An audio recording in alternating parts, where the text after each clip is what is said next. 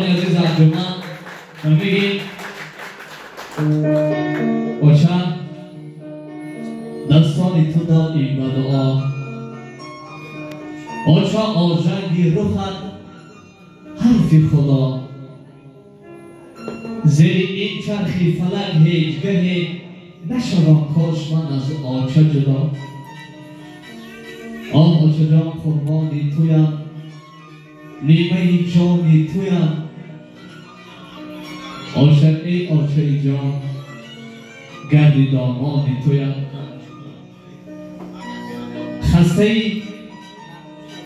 خسته ای نمیگویی مکس تا به میراد سرانجام نفس به تو ای آچهک خسته من این جهان تنگ‌تر است از حجم قفس آچه جان دامانی تو یک پاره بهار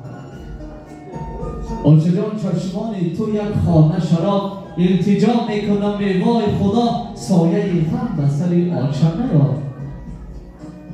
آچه جان قربانی تویم نیمه جانی تویم آچه جان گردی دامانی تویم چون زن میگن مادر فرشته بود فقط بال و پر نداشت شاید که داشت بال و پر اما خبر نداشت یا داشت به هیزی پر و بال خیشلی میلی جدا شدن زیمن از پدر نداشت مادر فرشته بود حقیقتا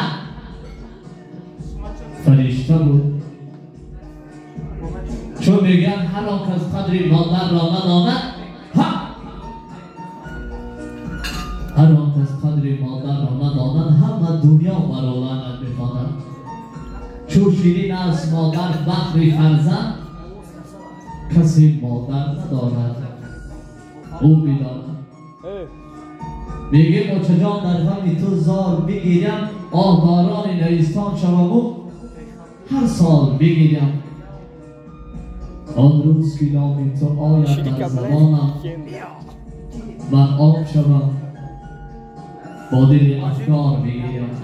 یک حسن بزنم افتفاده شده زیده باشم شادامان میگه مادر پی گذاشت تو یک دلگاه نمان یک دیده انتظار در راه نمان وقتی که خزینه داره